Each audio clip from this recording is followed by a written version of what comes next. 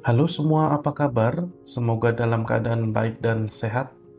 Pada sesi kali ini kita akan mendiskusikan tentang Interface Segregation Principle yang merupakan bagian dari Solid Principles. Kita mulai dari tujuan sesi kali ini.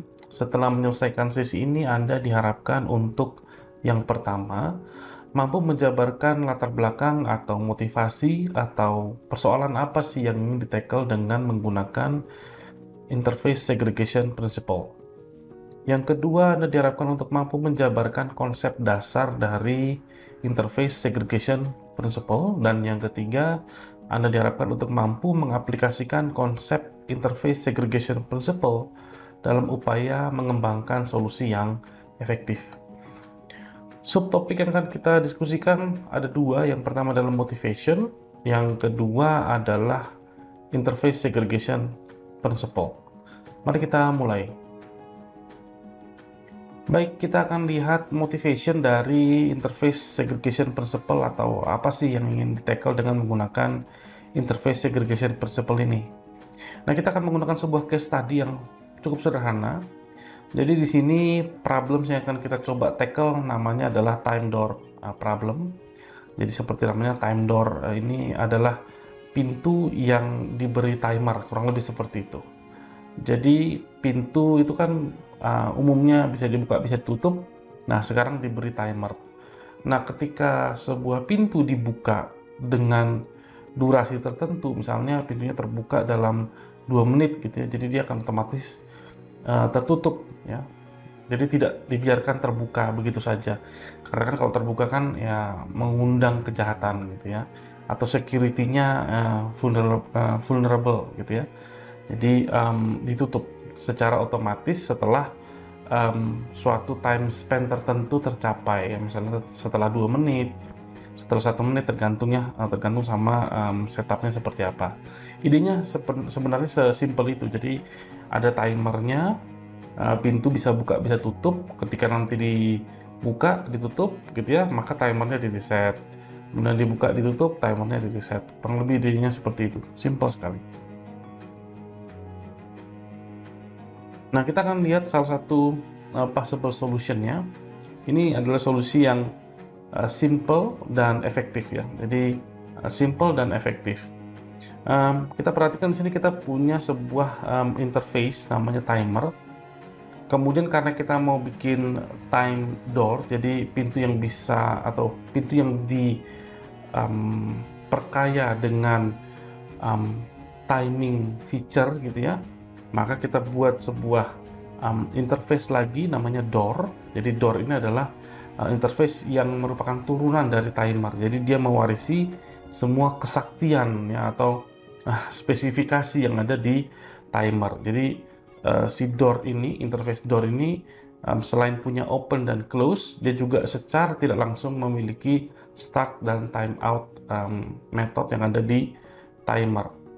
Kemudian yang terakhir kita akan punya sebuah time door. Jadi ini adalah sebuah implementasi dari interface door. Jadi implementasinya, ini bentuk fisiknya, ini adalah pintu yang bisa di setup ya timernya, sehingga setelah pada suatu periode tertentu dia akan menutup sendiri. Kurang lebih intinya seperti itu. Very simple dan ini cukup efektif.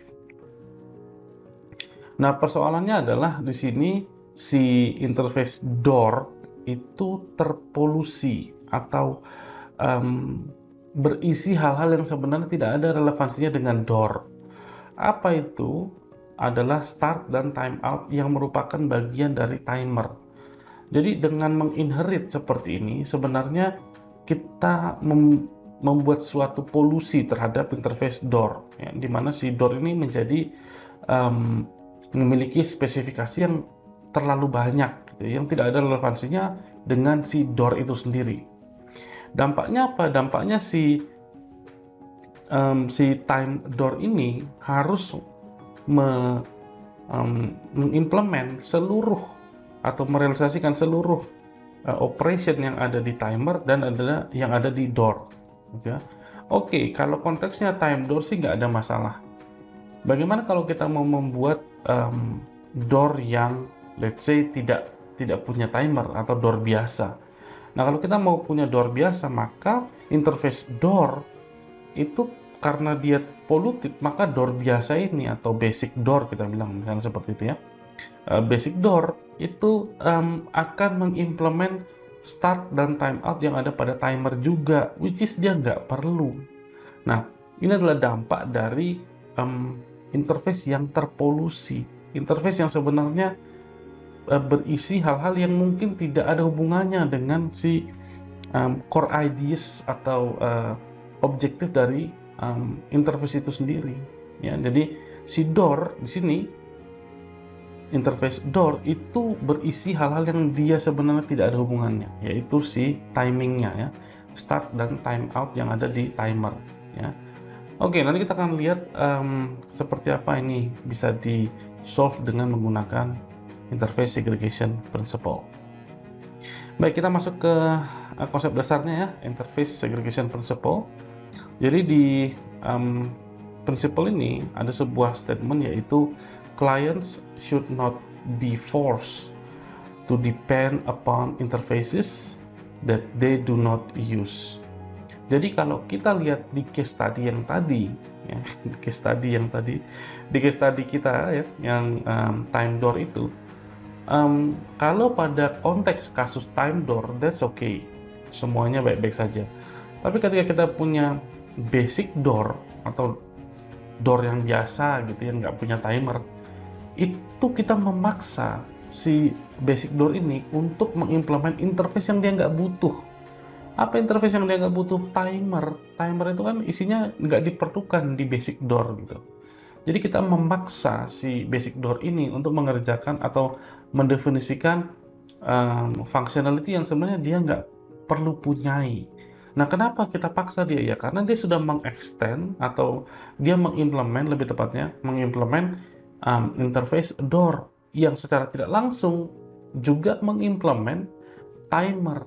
Jadi karena si door ini polluted, maka seluruh implementing class dari si door ini juga jadi polluted. Nah, itu yang harus atau yang ingin di-tackle dengan menggunakan interface segregation principle.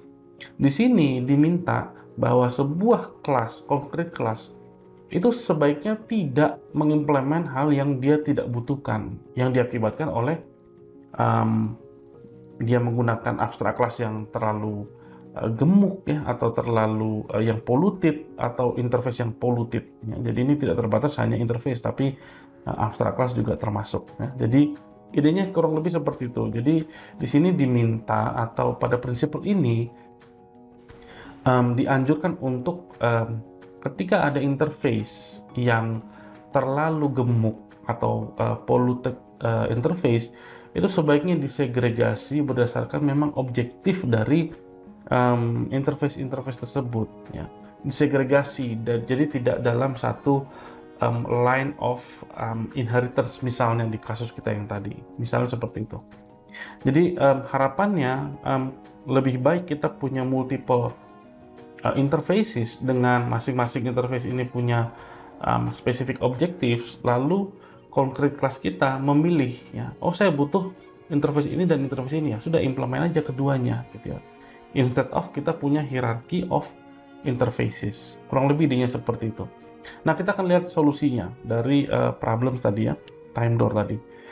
Nah, di sini contoh solusinya. Jadi kita punya timer yang tadi dan punya door. Jadi door dan timer ini separated, terpisah. Mereka tidak ada dalam satu interface, mereka juga tidak berada dalam satu line of inheritance. Jadi mereka benar-benar independen. Nah, nanti tergantung sama penggunanya. Penggunanya butuh yang mana? Oh, saya mau bikin door biasa, ya sudah, kamu tinggal implement door aja.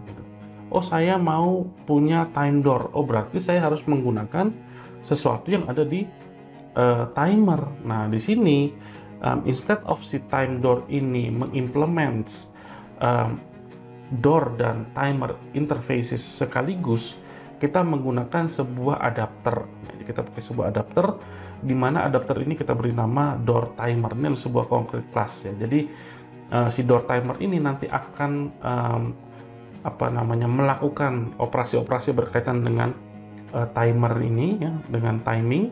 Kemudian kalau sudah time out, misalnya pintunya udah kebuka 2 menit, maka dia akan nge-close si time door gitu ya. Jadi idenya kurang lebih seperti itu. Nah, kenapa perlu ada si adapter ini? Atau boleh nggak adapter ini nggak ada? Jawabannya boleh-boleh saja ya. Teman-teman boleh tidak punya adapter ini. Nah, tentu akan ada konsekuensinya di mana si time door ini akan sangat sangat bulky dan sulit untuk kita bisa separate gitu ya. Kalau kita mau misalnya contoh, timer saya mau timernya seperti ini, saya mau timernya seperti itu akan lebih sulit ya ketimbang kita pisahkan dengan sebuah adapter seperti ini ya.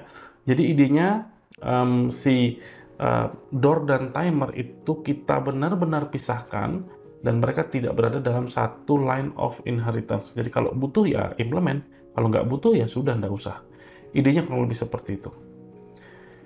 Oke, ini adalah prinsip yang terakhir di Solid Principle.